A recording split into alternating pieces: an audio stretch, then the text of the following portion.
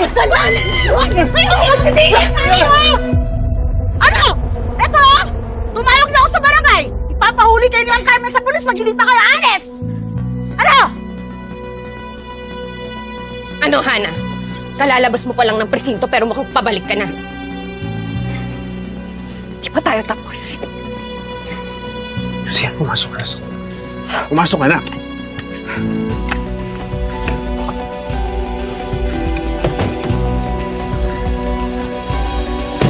Kailan? Jordan, may sugat ka.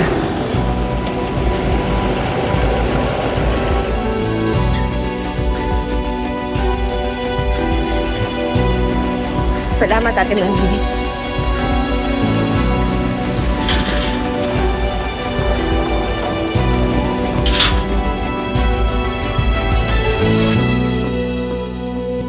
Hindi dapat umalis agad yung Hana na yon.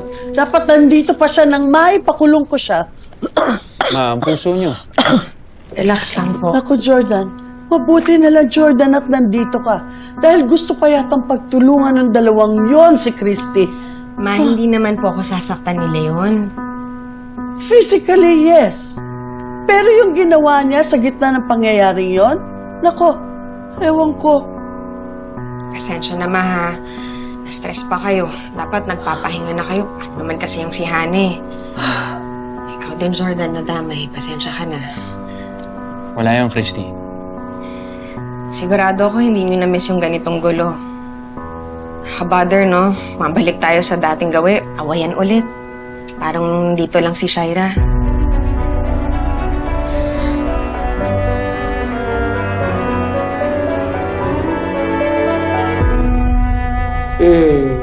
Dahil cooperative kayo, pwede na kayong kumain.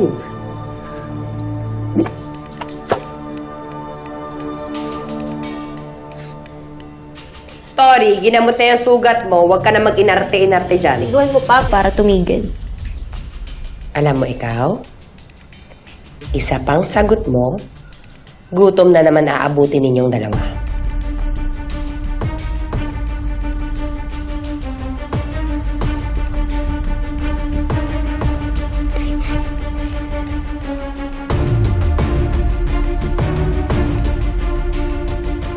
Ano po bang gagawin niya sa damit namin?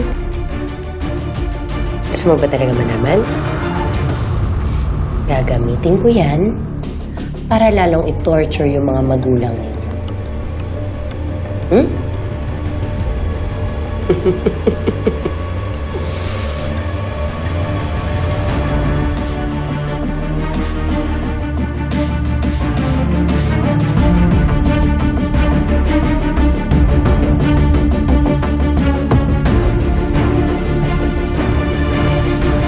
O ano sabi ng abogado mo? Paano ka didepensahan sa korte?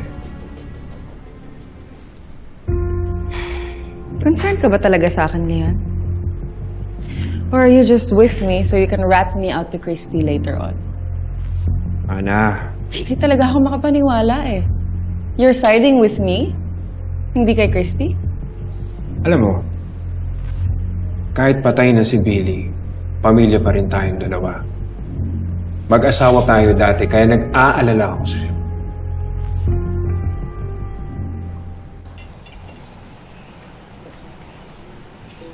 Ayan. Sabi pala ng insurance company sa akin, di pa daw tapos yung investigation nila. I think they're being careful of insurance fraud kasi alam nilang arson daw yung cause ng sunog sa school.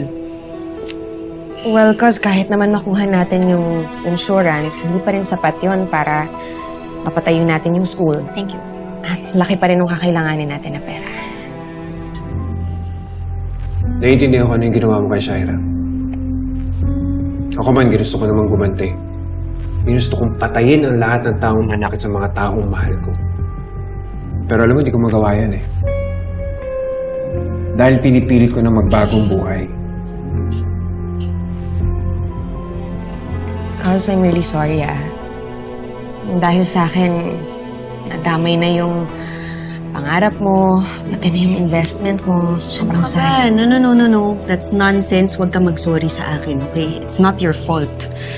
Sa totoo lang, kasalanan to ni Hana lahat. Mabuti na lang din siguro na hindi muna natin ituloy yung pagpapatayo ng school. Eh, di ba nga, binantaan ako ni Hana. Hindi pa daw kami tapos. After everything, ano pa bang pwede niyang gawin? Hindi siya nagsasawa. Hindi ko na alam, cuz. Isa.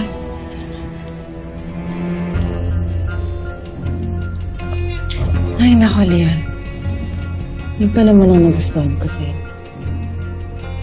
Ang pagiging brusko mo. Ang pagiging mainit na ng ulo. Chris, medyo boring. Ano gusto mo?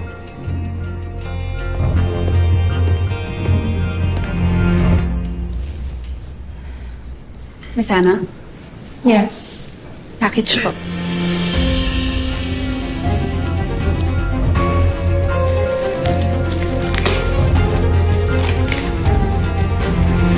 Bagong bilian ka na. Miss, Yes? Para po sa iyo.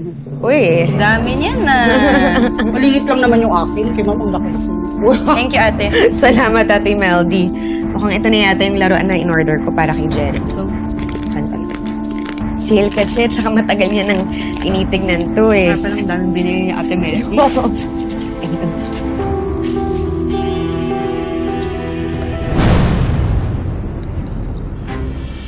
Ano yan?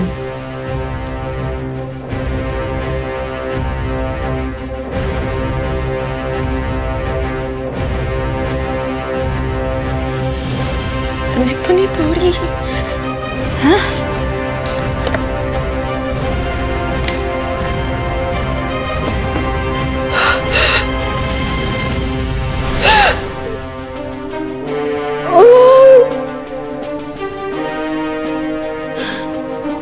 Damit niya to.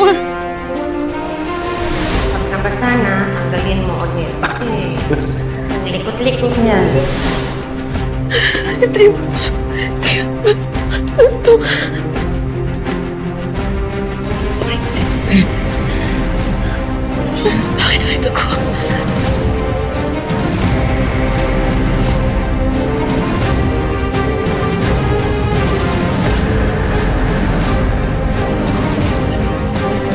Christy. What is this? Gosh.